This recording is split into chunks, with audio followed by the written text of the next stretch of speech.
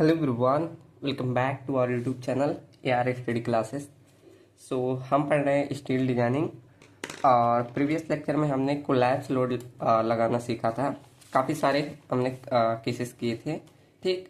तो उस पर हमने देखा था, ये देखिए इतने सारे हमने केसेस कर लिए थे। एक लास्ट केस बचा था, वो हमारा क्या था, वायरिंग क्रॉस सेक्शन पे निकालना, ठीक। मतलब अगर क्रॉस सेक्शन वैरी करेगा तो उस पर। चलो तो आज आगे बढ़ते हैं। अब यहाँ मैंने देखो एक छोटी सी मिस्टेक की थी, सब लोग सही कर लेना। देखो मैं क्या कर रहा था, जब सपोर्ट दे रहा था दोनों साइड मैंने पिन सपोर्ट ही दे दिया। देखो एक तरफ पिन रहता है तो एक तरफ रोलर रहता है, आपने देखा होगा मैक्सिमम केसेस में यही होता है। ये मैंने दोनों तरफ पिन दे दिया था, ठीक। तो इसे सही कर लेना, ठीक है। आपने मतलब बहुत जगह देखा होगा, ऐसा कभी मिलता नहीं होगा, मैंने बना दिया बस जल्दी जल्दी। ऐसे कर लेना, ठीक। जो मैंने जहाँ जहाँ सिंपली सपोर्टेड बीम बनाया है वहाँ पर एक तरफ पिन एक तरफ रोलर कर लेना। यही केस होता है, स्टेबिलिटी के लिए होता है, ठीक। जैसे आपका जब लोड लगे तो थोड़ा सा एक्सपेंड करना चाहिए, इसलिए रहता है, ठीक। तो ऐसा केस कर लीजिएगा। चलो तो बढ़ते हैं अब अगला केस नंबर 7 पे, वायरिंग क्रॉस सेक्शन पे। अब इसमें वायरिंग क्रॉस सेक्शन मतलब क्या है, जैसे देखो मैं फिगर बनाऊंगी, ये मान लो आपका क्रॉस सेक्शन रहा पहला, ऐसे फिक्स है ये, ठीक। आज मैं क्या करूँगा, आपका लॉन्ग मेथड भी बता दे रहा हूँ। जैसे कि क्या होता है, एक ही ट्यूब में आपको पेजेस भी भरने होते हैं, तो अभी मैं दोनों का लॉन्ग मेथड बता दे रहा हूँ।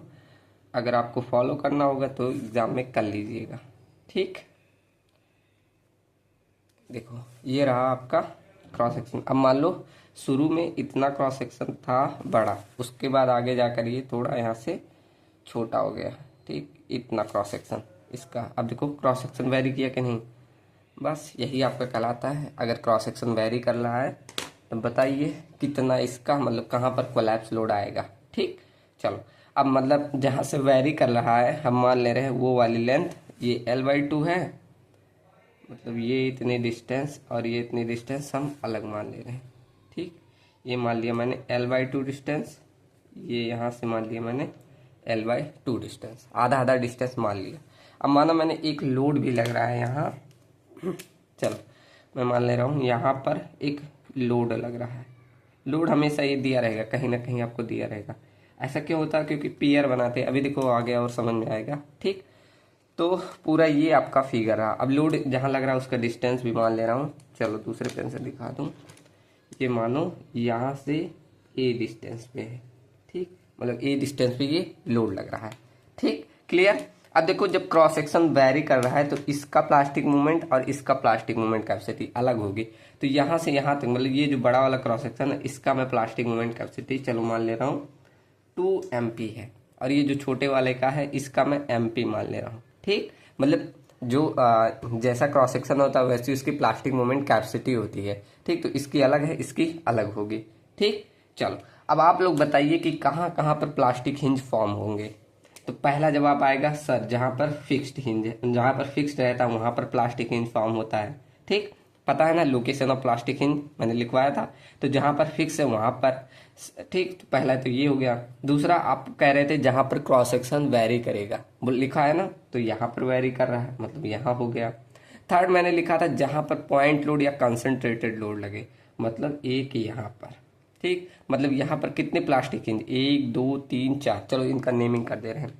मतलब मान लो एक प्लास्टिक हिंज यहाँ ए और यहाँ बी, यहाँ सी, यहाँ डी, ये ये 4 जगह आपके प्लास्टिक हिंज बन रहे हैं, ठीक। अब आपको कैसे सॉल्व करना है, ऐसे डायरेक्टली चारों का नहीं, हमें क्या करते हैं 3 का मतलब कॉम्बिनेशन बनाते हैं। जैसे हम एक ले ले ACD और एक ले ले ABD, ठीक। तो मतलब कॉम्बिनेशन ऐसे लेंगे।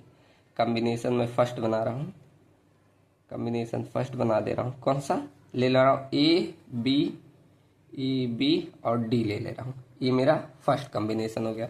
सेकंड कॉम्बिनेशन ले रहा हूँ, कॉम्बिनेशन नंबर 2 क्या ले रहा हूँ, मैं ले रहा हूँ ACD ले रहा हूँ, ACD ले रहा हूँ, ठीक। बस 3 बना सकते, एक और बना सकते BCD, लेकिन कोई जरूरत नहीं उतना बड़ा करने की, ये भी आपका सही है, ठीक। कहीं कहीं पर आप देखोगे तो 3 कॉम्बिनेशन लिया रहेगा, लेकिन ये भी कर रहे हैं, ये भी सही है, ठीक। चलो, तो ये आपका अब क्या करना है, दोनों कॉम्बिनेशन में से जिसकी आपका कोलैप्स मोमेंट अब निकालेंगे अभी, कोलैप्स लोड ना, जिसकी दोनों में से मिनिमम आएगी वही आपका रहेगा कोलैप्स लोड। मतलब इसका अलग निकालना है, इसका अलग, उसके बाद जिसका मिनिमम आएगा वही आपका हो जाएगा क्या, कोलैप्स लोड उसका।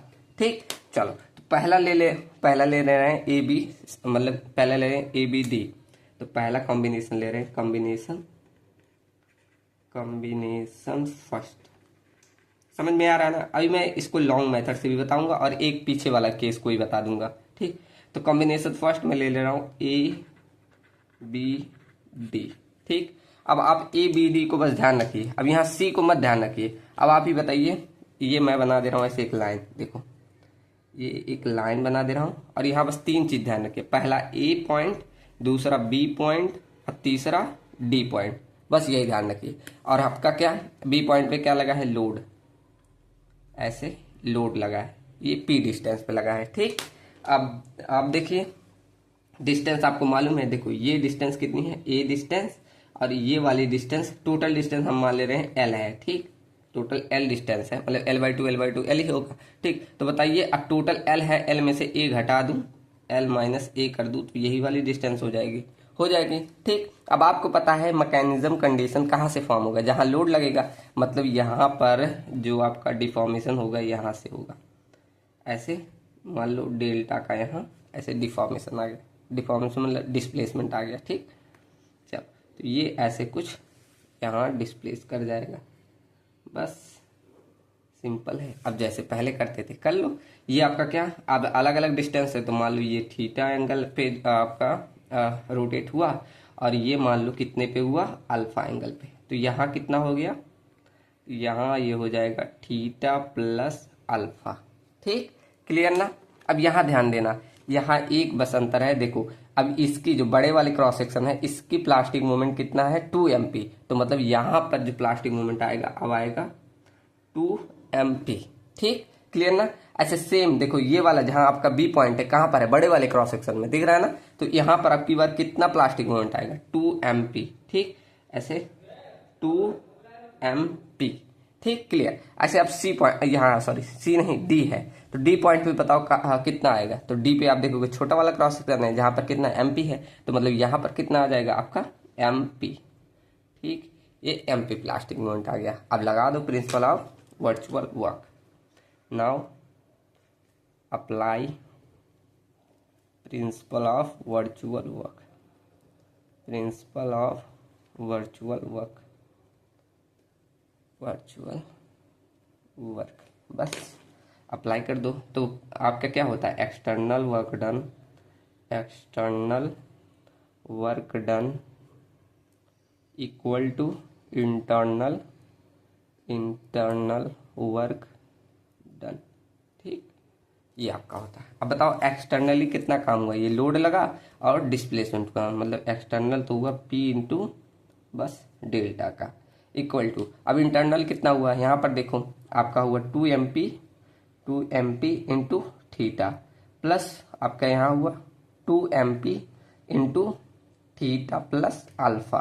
अब यहाँ आ जाओ, प्लस में MP इंटू क्या हुआ, अल्फा, बस इतना हुआ। ठीक, क्लियर ना। चलो अब निकाल लो, यहाँ पर देखो ये मुझे अल्फा की वैल्यू चाहिए, तो आपको पता है अगर मैं यहाँ डेल्टा इक्वल टू लिखना चाहूँ तो डेल्टा इक्वल टू क्या लिख सकता हूँ, ए इंटू थीटा, ये लिख सकता हूँ। अगर इधर साइड जाऊँ तो क्या लिख सकता हूँ, डेल्टा इक्वल टू इधर साइड लिख सकता हूँ एल माइनस ए इंटू अल्फा। मैंने बताया था ना कि डेल्टा इक्वल टू क्या, ये डिस्टेंस इंटू थीटा करोगे तो वही आएगी, डायरेक्ट मैंने सिखा दिया था आपको। ऐसे ये वाली डिस्टेंस इंटू अल्फा करोगे तो आपका ये आ जाएगा। ठीक, तो ये आपको मालूम है, पीछे काफी बार कर दिए। तो यहाँ से अब दोनों को इक्वल कर दो, ये दोनों इक्वेशन को इक्वल कर दो, कि अगर मैं कर दूं ए थीटा बराबर एल माइनस ए इंटू अल्फा, मुझे अल्फा की वैल्यू चाहिए, तो अल्फा बराबर क्या आ जाएगा, अल्फा इधर भेज दिया तो आया ए theta by L minus A, ये आपको मिल गया अल्फा का मान। तो जहां जहां अल्फा है वहां रख दो,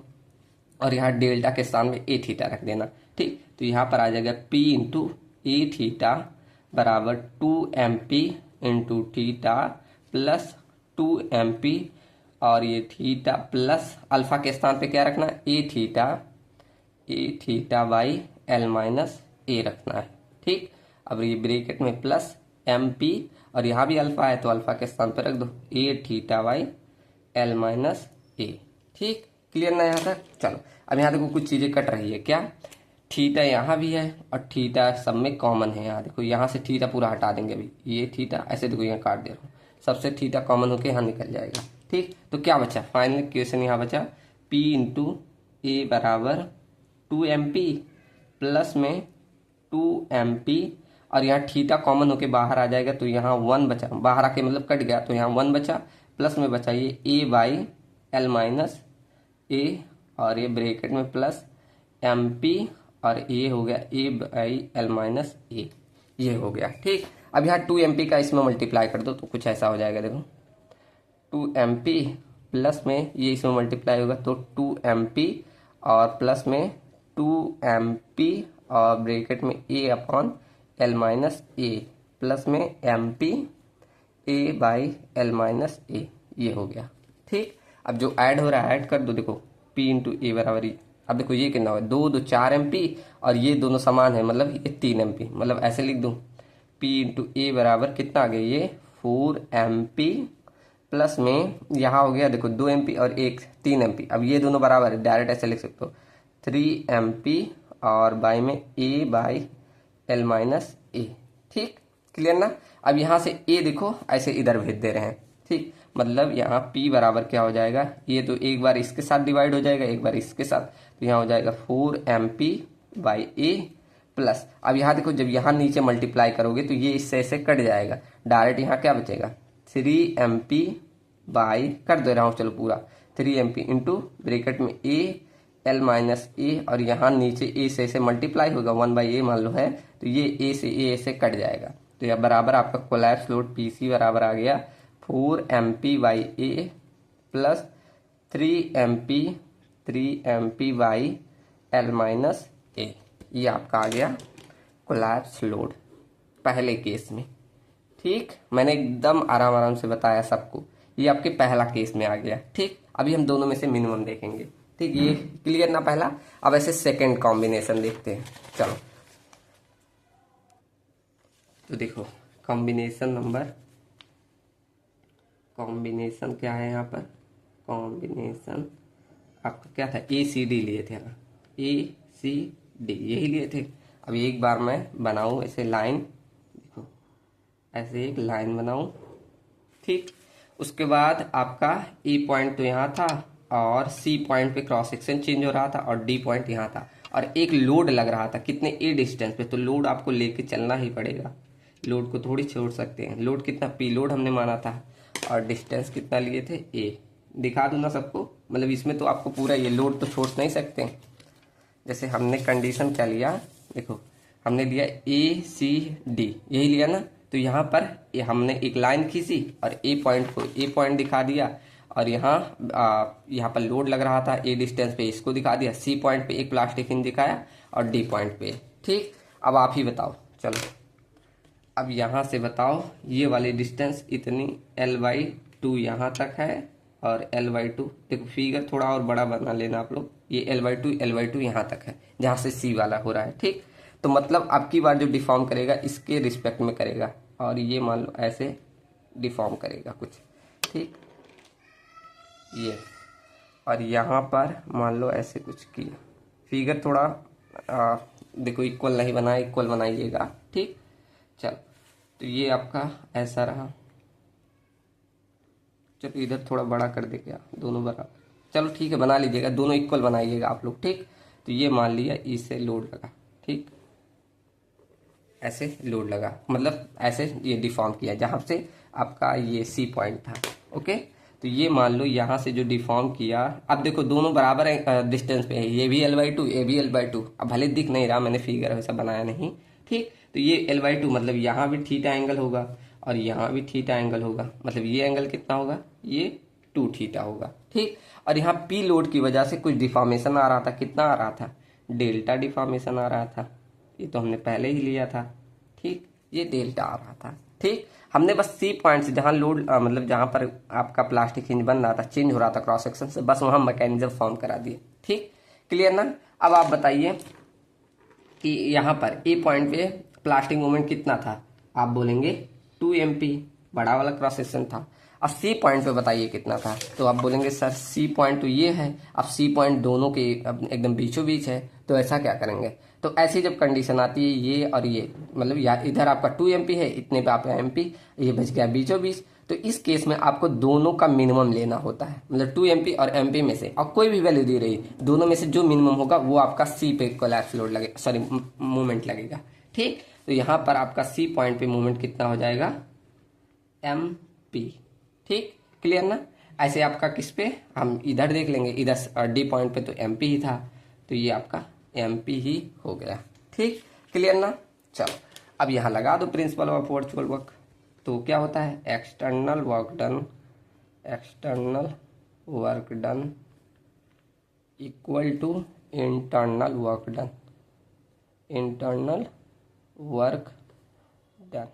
ठीक, ये आपका होता है। अब बताओ एक्सटर्नल वर्क डन कितना हुआ, यहीं तो बस लोड लगा, और कोई लोड लगा है नहीं, तो यहाँ लोड लगने की वजह से कितना डिफॉर्मेशन हुआ, बस डेल्टा, ये डिफॉर्मेशन, लेकिन लोड लगा। एक्सटर्नल वर्क डन कब होता है, वर्क क्या होता है, कार बराबर क्या होता है, फोर्स इनटू डिस्प्लेसमेंट, तो यहाँ फोर्स है ही नहीं, बस हमने यहाँ मैकेनिज्म कंडीशन लाई है। ठीक, तो फोर्स तो यहीं लगा है, तो फोर्स इनटू डिस्प्लेसमेंट मतलब एक्सटर्नल वर्क आपका बस यहीं हो रहा है। और इंटरनल वर्क डन, इंटरनल तो यहाँ देखो, पहले इस पॉइंट पे देखो कितना 2 MP इंटू थीटा, अब यहाँ आओगे कितना MP इंटू थीटा।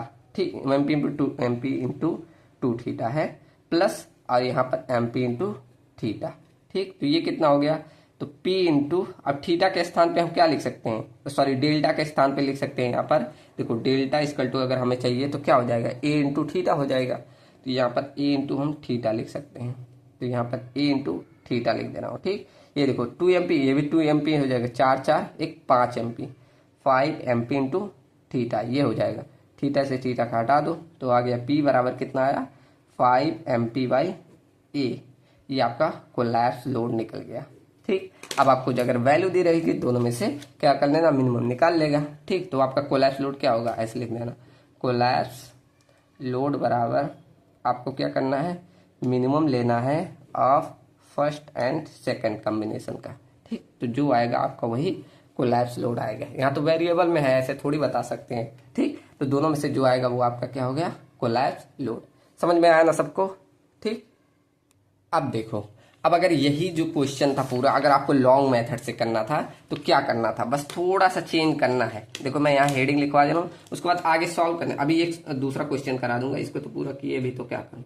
अब देखो अगर लॉन्ग मेथड से करना है, बाई लॉन्ग मेथड, उसमें बस आगे कुछ स्टेप बन जाते हैं। जैसे आपका पूरा फिगर मैं फिर से बना दूं, ये चलो एक बार मैं फिगर बना दूं, आपका टाइम बचेगा।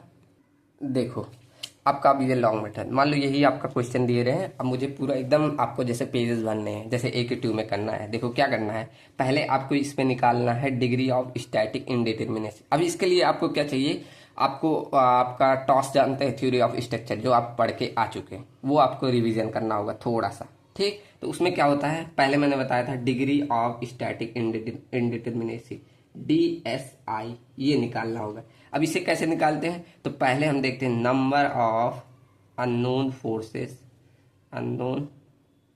Forces eight support. ठीक, तो ये आपको निकालना होगा। उसके बाद माइनस करना होता है क्या, नंबर इक्विलिब्रियम कंडीशन 3D। देखो अगर आपका 1D फिगर है जैसे इस तरह, तो उसमें माइनस डायरेक्ट 3 कर देना। अगर आपका यही 2D फिगर, 2D तो देगा नहीं, 2D रहता है तो उसमें 6 हो जाता है। ठीक, तो यहाँ लिख दे रहा हूँ नंबर ऑफ इक्विलिब्रियम कंडीशन। ठीक, तो डायरेक्ट इसको फॉर्मूला आप देखेंगे ऐसे R-3, ये आप देखेंगे बहुत जगह पे, DSI बराबर। ठीक, R बराबर मतलब number of unknown forces eight support minus equilibrium condition. ठीक, तो अब आप लोग बताइए यहाँ पर नंबर ऑफ अननोन फोर्सेस कितने हैं। अगर आपका टॉस मजबूत होगा तो सबको मालूम होगा कितना होता है। फिक्स सपोर्ट पे एक वर्टिकल फोर्स आएगा, यहाँ पर हॉरिजॉन्टल फोर्स 0 हो जाता है, और आपका एक मूवमेंट आएगा, तो यहाँ पर टोटल अननोन फोर्स कितना हो गया, 2 आ गया।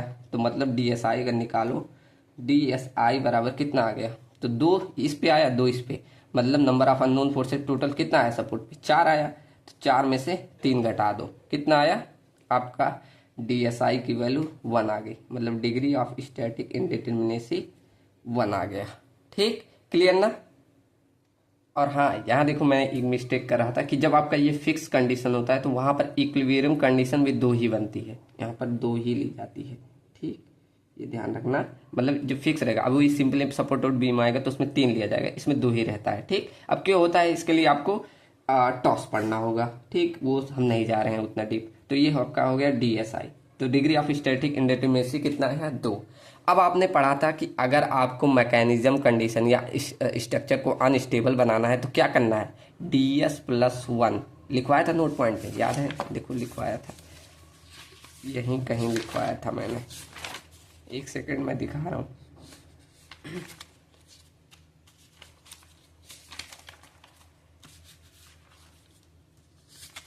वो दूसरे वाले नोट्स में था क्या, चलो मैंने लिखवाया था, सबको ध्यान होगा जरूर, इसमें नहीं है, वो दूसरे वाले में था।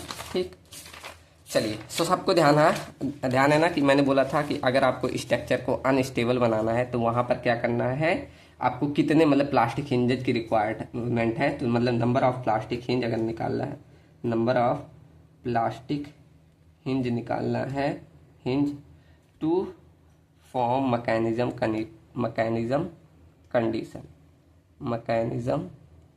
कंडीशन। ठीक, जैसे हम क्या फॉलो कर रहे हैं, काइनेमेटिक मेथड, काइनेमेटिक में क्या मैकेनिज्म कंडीशन ला रहे हैं और क्या इक्विलिब्रियम कंडीशन। तो अगर आपको मैकेनिज्म कंडीशन फॉर्म है तो कितने नंबर ऑफ प्लास्टिक हिंज चाहिए, तो उसके लिए क्या फॉर्मूला लिखाया था, DSI+1।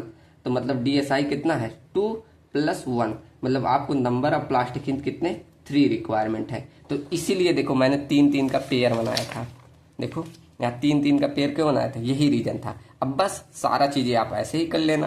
ठीक, क्लियर है। तो अगर आप इतना स्टेप चाहें तो आगे ऐड कर सकते हैं।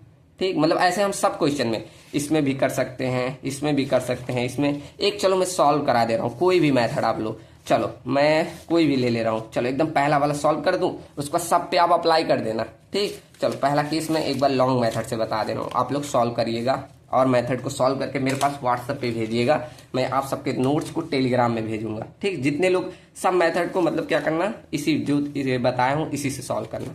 चलो ठीक, तो मैं पहला केस एकदम ले रहा हूँ, केस नंबर फर्स्ट, मैं यहाँ लिख दे रहा हूँ लॉन्ग मेथड से, आप लोग कंफ्यूज ना हो, यहाँ लॉन्ग मेथड। ठीक, लॉन्ग मेथड मतलब वही थोड़ा सा स्टेप मैं बस ऐड कर रहा हूँ। क्या, देखो पहला केस क्या था, सिंपली सपोर्टेड बीम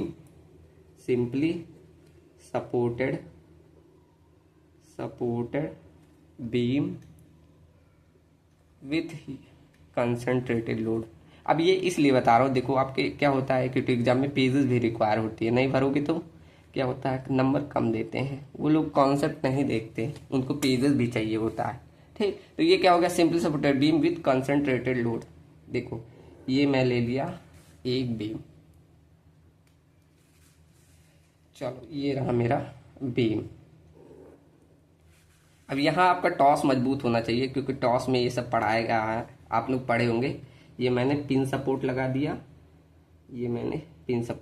यहाँ पर मैं रोलर सपोर्ट लगा दे रहा हूँ।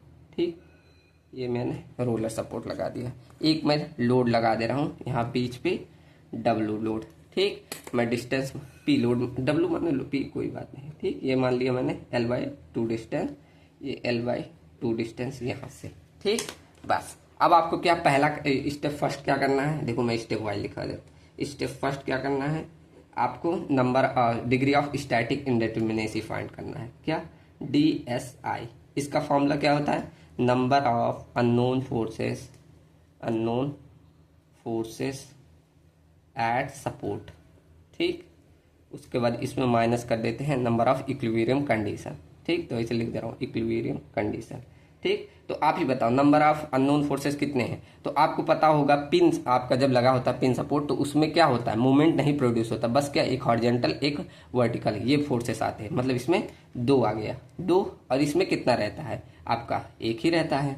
ठीक, आपका जब रोलर सपोर्ट क्या रहता है, ये सिर्फ क्या हॉरिजॉन्टल मूव कर जाएगा, इसमें ना रोटेशन होगा, सिर्फ क्या वर्टिकली रेजिस्टेंस देगा, तो 1 ही आता है इसमें। ठीक, +1, ये सब आप टॉस में पढ़े होंगे, -3, तो यहाँ पर कितना आ गया, 2 + 1 3 -3, मतलब यहाँ डिग्री ऑफ स्टैटिक इंडिटरमिनेसी कितना आ गया, तो DSI की वैल्यू 0 आ गई। ठीक, क्लियर ना। तो यहाँ 0 आ गया। अब 0 आ गया तो अब बताइए number of plastic hinges required to form a mechanism condition, पूरा लिखूं, number of plastic hinges required to form mechanism condition।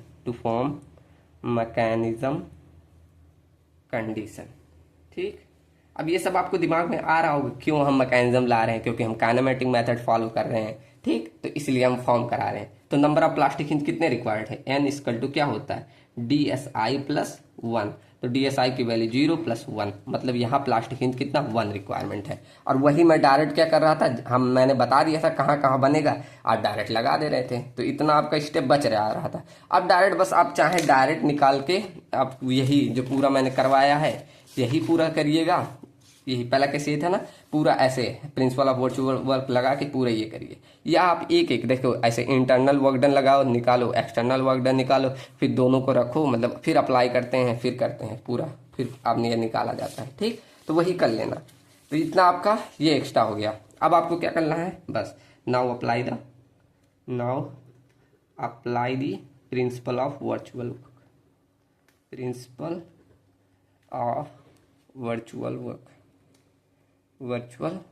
Work. ठीक, बस इसमें आधा पेज और आपका आ गया। क्या होता है, एक्सटर्नल वर्क डन बराबर वर्क, मैं शॉर्ट में लिख दे रहा हूँ, एक्सटर्नल वर्क बराबर इंटरनल वर्क। अब देखो मैंने मैकेनिज्म कंडीशन नहीं लाया, चलो भी डिफॉर्म कर दे रहा हूँ। ठीक, इंटरनल वर्क देखो फिगर में यहाँ बना दे रहा हूँ, कितना होगा, ऐसे मान लो ये आपका लोड लगा, ऐसे मैं मान ले रहा हूँ यहाँ लोड लग रहा है W लोड लग रहा है। अब यहाँ से ये डिफॉर्म हो जा रहा है, मान लो डेल्टा का ऐसे डिफॉर्मेशन आया। अब सब चीज़ें मालूम है, ये मान लो इतना हुआ, ओहो चलो ये मान लेना ऐसा बना है। ठीक, और यहाँ पर जब दोनों बराबर है, ये L/2 है, ये भी L/2 है। ठीक, तो दोनों एंगल बराबर, ये थीटा, ये भी थीटा, और ये थीटा + थीटा, ये 2 थीटा हो गया। ठीक, क्लियर। अब लगा दो, आपका एक्सटर्नल वर्क कितना हुआ, W into delta. Internal work कितना हुआ, यहाँ MP रोटेशन, यहाँ 2 MP रोटेशन, यहाँ पर MP, मतलब MP + थीटा, देखो लिख दे रहा हूँ MP × थीटा, और यहाँ 2 MP आ जाएगा, 2 MP × थीटा प्लस यहाँ MP × थीटा, ये इंटरनल हो गया। ठीक, मैं डायरेक्ट सब कर रहा हूँ। उसके बाद यहाँ डेल्टा = लिख सकते हो, W = लिख सकते हैं हम L/2 × थीटा लिख सकते हैं। ये हो गया 2 1 3 1 4, ये 4 MP × थीटा हो गया। यहाँ देखो थीटा से थीटा कट गया और आ गया कितना, कोलैप्स लोड = WC = लिख सकते हो, इधर भेज दो, 4 दूनी 8 MP बाई क्या हो गया L, ये आपका आ गया कोलैप्स लोड। ठीक, तो इस तरह आप लॉन्ग मेथड और पूरे मतलब डिटेल में जैसे वहाँ बताया था वैसे कर देना बस। ठीक, मतलब ये आपका छोटा सा स्टेप एक्स्ट्रा आ जाता है। अब आप लोग का काम है, आप लोग इन सब का करके भेजिएगा, कहीं भी डाउट आएगा तो अब मैं बता दूंगा। ठीक, बस आपको क्या पॉइंट करना, थोड़ा सा टॉस रिवीजन कर लेना, बस देखना है कहाँ पर कितने अननोन फोर्सेस होते हैं। ठीक, चलो अब आगे बढ़ते हैं। यहाँ तक हमारा बीम वाला पोर्शन खत्म होता है, अब हम बढ़ते हैं फ्रेम पे। ठीक, अब देखो बीम में तो आपका मैकेनिज्म कंडीशन एक ही प्रकार से ऐसे फॉर्म हो जा रहा था, लेकिन जब आप फ्रेम पढ़ते हैं तो फ्रेम कैसा, ऐसा कुछ स्ट्रक्चर होता है ना, कुछ ऐसा स्ट्रक्चर होता है, इसे फ्रेम बोला जाता है। आप लोगों ने टॉस में ये सब पढ़ा होगा, फ्रेम किसे बोला जाता है, बीम किसे बोला जाता है। ठीक, तो अब उतना नॉलेज होना चाहिए टॉस का। तो ये आपका फ्रेम होता है। तो फ्रेम में अब जो ये मैकेनिज्म ला रहे थे, जैसे यहाँ तो मैकेनिज्म एक ही बन रहा था, ऐसे आपका मैकेनिज्म ऐसे ला दे रहे थे, लेकिन यहाँ कई प्रकार के मैकेनिज्म हो जाते हैं, कई मतलब 3 प्रकार के। देखो एक आपका जब यहाँ से मैकेनिज्म ऊपर ये बीम वाले पोर्शन में होता है तो इसे बोला जाता है बीम मैकेनिज्म। जब यहाँ पर मैकेनिज्म फॉर्म होगा, मतलब ये ऐसे डिफॉर्म करेगा, तो इसे बोला जाता है स्वैवे मैकेनिज्म। ठीक, और अगर ये दोनों एक साथ होते हैं तो इसे बोला जाता है कंबाइन मैकेनिज्म। ठीक, तो यहाँ मतलब 3 प्रकार के मैकेनिज्म हम फॉर्म करते हैं इसमें फ्रेम में। ठीक, तो यहाँ लिखो types of mechanism in frame. बहुत इजी है, जो आपने अब आपका अगर बीम समझ में आ गया तो फ्रेम भी समझ में आ जाएगा। ठीक, तो कितने प्रकार के मैकेनिज्म होते हैं, पहले मैंने बोला बीम मैकेनिज्म। ठीक, तो बीम मैकेनिज्म जैसे बीम में होता था वही बीम मैकेनिज्म वैसा होता है। सेकंड मैंने बोला स्वे मैकेनिज्म। थर्ड मैंने बोला दोनों एक साथ कंबाइंड मैकेनिज्म। कंबाइंड मैकेनिज्म ये आपका फॉर्म करेगा। तो ये 3 मैकेनिज्म होते हैं। अब तीनों को एक एक साथ समझते हैं। चलो तो पहला हम समझते हैं बीम मैकेनिज्म। बीम मैकेनिज्म ठीक। अब ये कैसा होता है देखो, जैसे मान लो मैंने कोई ये फ्रेम बनाया, चलो इस किससे बना दे रहा हूं।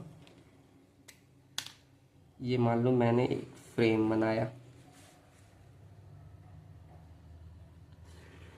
ऐसा ही होता है फ्रेम, सबको पता होगा, ये आपका फ्रेम कहलाता है। अब यहाँ डिफिनीशन विफिनीशन नहीं लिखवा रहा हूँ, आप सबने टॉस में ऑलरेडी ये सब पढ़ा है। तो ये आपका फ्रेम है ठीक।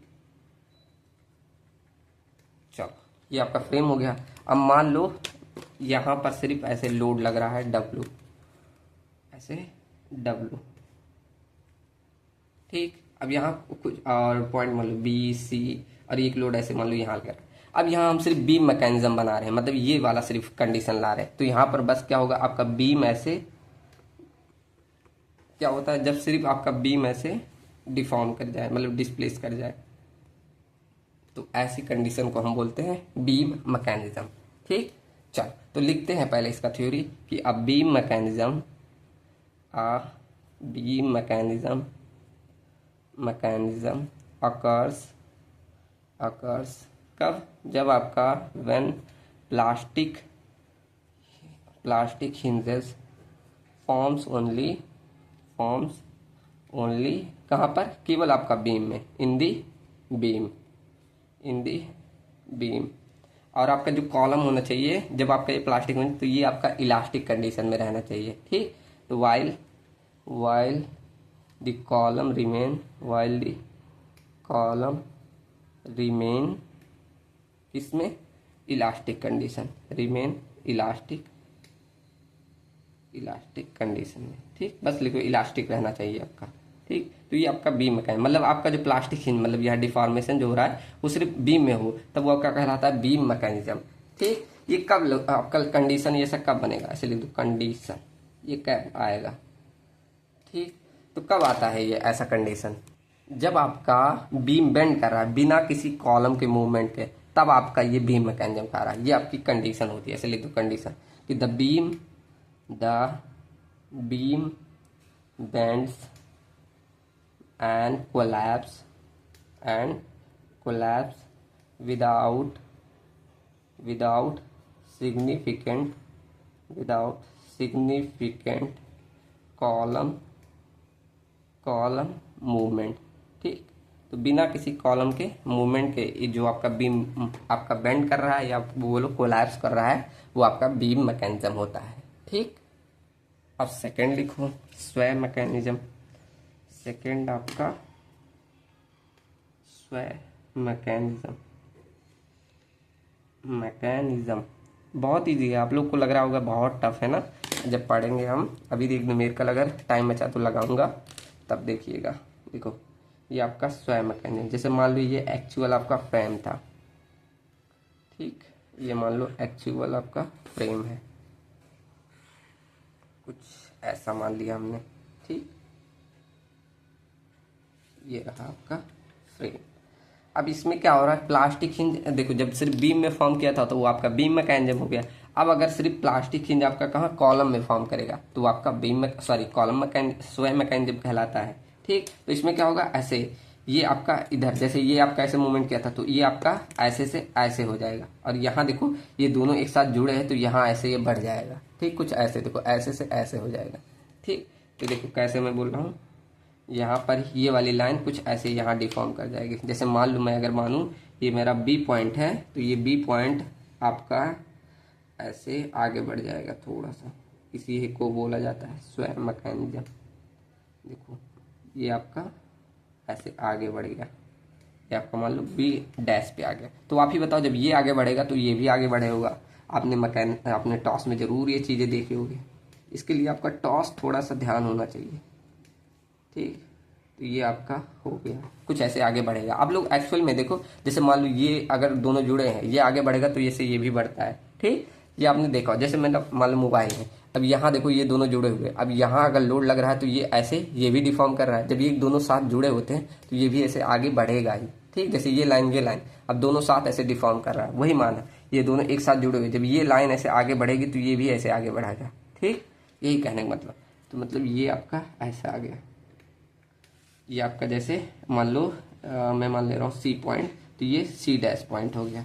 ये मान ले रहा हूँ ए पॉइंट, ये डी पॉइंट है, ठीक। तो ऐसे कुछ आगे, अब मान लो ये ऐसे अगर थीटा थीटा, अगर दोनों मतलब एक समान अगर डिफॉर्म कर रहे हैं, मतलब एक ही समान करते हैं, तो यहाँ दोनों एंगल आपस में बराबर रहते हैं। जैसे एक ही समान अपना ये डिफॉर्म करेंगे, जितना ये आगे बढ़ेगा उतना ये भी बढ़ेगा। जैसे मानो अगर ये एल डिस्टेंस है और ये भी एल डिस्टेंस, दोनों बराबर है, तो यहाँ पर जो आएगा कितना आएगा, एल इंटू थीटा, मतलब ये वाली डिस्टेंस एल इंटू थीटा आएगा, ठीक। ये सारी चीज़ें ऑलरेडी आपको मालूम ही है, एल इंटू थीटा ये हो जाएगा, ठीक। क्लियर।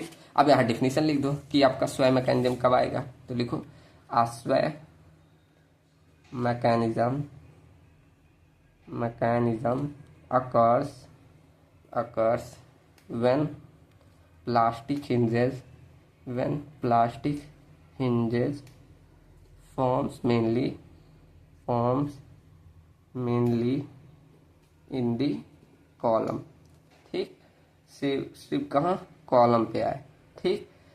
तो ये क्या हो रहा है, causing इससे क्या हो रहा है, causing the entire frame to sway sideways, ठीक, sway sideways, ठीक। तो ये आपका जब इतना बात ध्यान रखो कि प्लास्टिक हिंज कहाँ पर, केवल इस तरह कॉलम पे फॉर्म करे तो वहां पर आपको स्वयं मैकेनिज्म देखने को मिल रहा है, ठीक। अब ऐसे कंडीशन कब होगी, कंडीशन लिख दो, कंडीशन। तो ये क्यों हो रहा है, यूजली इसमें जब आपका ये हॉरिजॉन्टल लोड लगता है तो उसके कारण ये आपका, जैसे आपका विंड लोड या अर्थक्वेक लगेगा, तभी आपको ये स्ट्रक्चर में देखने, मतलब यहाँ पर ऐसे हॉरिजॉन्टल यहाँ दिखाया जाता है, यहाँ दिखाओ ऐसे लगेगा, क्योंकि यहाँ मैंने डिफॉर्मेशन दिखाया है, ठीक। तो इस लिख सकते हो, it is usually occurs due to horizontal loads such as wind or earthquake load, ठीक। earthquake लोड्स की, अर्थक्वेक तो एक प्रकार का फोर्स है, इसलिए अर्थक्वेक फोर्स की वजह से, ठीक। तो इनके कारण से आपका स्वयं मैकेनिज्म आता है, ठीक। अब देखो बीम मैकेनिज्म और स्वयं मैकेनिज्म दोनों को एक साथ कहा जाता है, मतलब अगर देखा जाए तो ये एक प्रकार की इंडिपेंडेंट मैकेनिज्म होती है। तो ये नोट पॉइंट में लिख लो, यहाँ पर अगला नोट पॉइंट डाल लीजिए, नोट में लिखिएगा क्या कि बीम मैकेनिज्म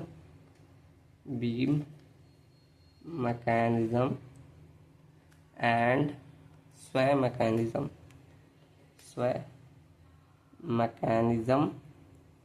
आर, ऐसे क्या लिखा, beam mechanism and sway mechanism are called independent mechanism भी कहा जाता है, ठीक। क्लियर ना। चल अब थर्ड देखते हैं, कंबाइंड मैकेनिज्म। थर्ड आपका कंबाइंड मैकेनिज्म, ठीक। ये देखते हैं, चल। तो यहाँ पर कंबाइंड मैकेनिज्म कैसे, जैसे मैं अब एक बार फिर से थोड़ा सा अच्छा फिगर बनाऊं, ये मान लो मेरा फ्रेम रहा, ठीक। अब यहाँ कंबाइंड मतलब दोनों चीजें आ रही है, देखो ओहो एक बड़ा बन गया एक छोटा, ये आपका कुछ ऐसे, ठीक। अब देखो स्वयं मैकेनिज्म में क्या, दोनों कंबाइन होगा तो क्या होगा, एक आपका ऐसे आगे बढ़ जाएगा और एक फिर आग में ऐसे डिफॉर्मेशन होगा। मतलब यहाँ ध्यान देना कंडीशन कुछ ऐसा, देखो पहले आप स्वयं मैकेनिज्म ऐसे बना दीजिएगा, फिर आप बीम बनाइएगा, देखो कुछ ऐसा,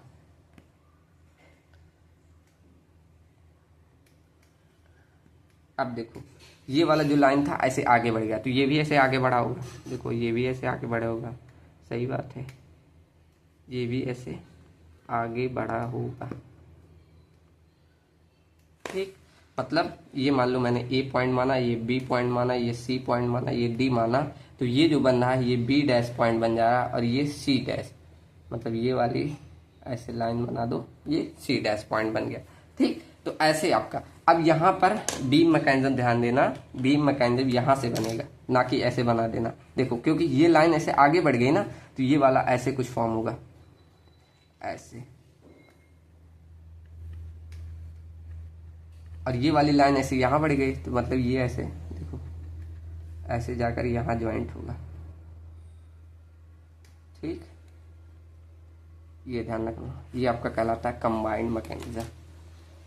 ठीक, आपको फिगर भले टफ लग रहा होगा, लेकिन अभी जब मैं न्यूमेरिकल कराऊंगा तब देखना। देखो ये मान लो थीटा, ये मान लो मैंने एल डिस्टेंस माना, तो ये एल थीटा हो जाएगा, और यहाँ पर मैकेनिज्म को यहाँ पर लोड लगा था ना, ऐसे लोड लगता है तो यहाँ पर मोमेंट आएगा। ठीक, और यहाँ पर 2 थीटा आएगा, जैसे दोनों अगर इक्वल है तो यहाँ थीटा थीटा दोनों इक्वल आ जाएगा। ठीक, और ये एल थीटा मतलब कितना माना, एल थीटा आएगा, अगर ये थीटा रहेगा। ठीक, तो ऐसा कुछ आएगा।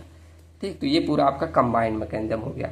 अब कंबाइंड मैकेनिज्म कब अकर होगा, जब आपका प्लास्टिक हिंज दोनों पे, यहाँ पर कॉलम और बीम दोनों पे फॉर्म हो रहा है, तब आपका कंबाइंड मैकेनिज्म अकर होता है। ठीक, फिगर समझ में आया ना। अभी हम करेंगे, अगर टाइम देखो बचा है, ठीक, देखेंगे।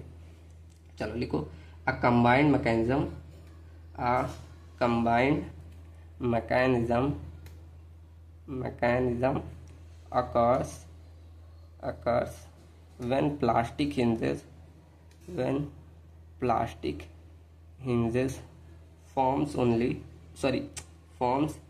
in both किसमें, बीम एंड कॉलम में। ठीक, तो इससे क्या होता है, कंबाइनिंग द इफेक्ट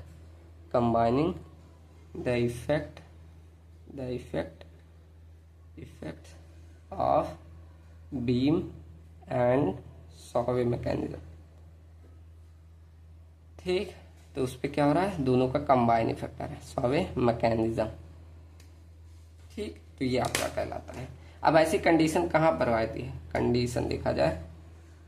ठीक, तो अगर इसका ऐसे कोई फ्रेम हो या बड़ी बड़ी जो स्ट्रक्चर होती है, वहां पर ये सारी चीजें देखी जाती है। तो बस ऐसे लिख दो, द फ्रेम जो एक्सपीरियंस कर रहा है, experience both horizontal and vertical loading.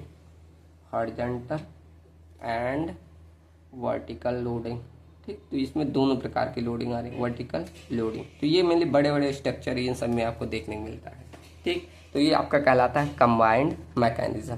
ठीक, चल, तो अभी मैं सोच रहा हूँ न्यूमेरिकल कल कराऊं, क्योंकि आपको अभी टॉस में थोड़ा सा दिक्कत हो सकता है, जैसे थोड़ा सा इसमें टॉस लेके चलना पड़ेगा, ये वाला जो मैंने यहाँ कॉन्सेप्ट पढ़ाया आज, क्योंकि इसमें हम निकालते हैं, देखो पहले आपका number of degree static indeterminacy निकालेंगे, फिर प्लास्टिक हिंजन निकालते हैं, फिर वहां से कितने आपके ये मैकेनिज्म बनने हैं उसको निकाला जाता है। तब सेम टू सेम आप एक कंडीशन इसको करके एक कंडीशन इसको करके सॉल्व करते हैं। ठीक, तो काफी बड़ा न्यूमेरिकल रहेगा, मतलब बड़ा नहीं तब 10 से 15 मिनट में हम सॉल्व कर लेंगे। ठीक, तो कल से न्यूमेरिकल स्टार्ट करूं। आज के लिए इतना ही, मिलते हैं नेक्स्ट वीडियो में। और आपको एक काम दे रहा हूं, आप जब टॉस में डिटर्मिनेसी इनडिटर्मिनेसी ये चैप्टर एक बार रिवाइज करके तब अगला लेक्चर देखिएगा और अच्छे समझ में आएगा। ठीक, चलो मिलते हैं नेक्स्ट वीडियो में। Thank you and thanks for watching.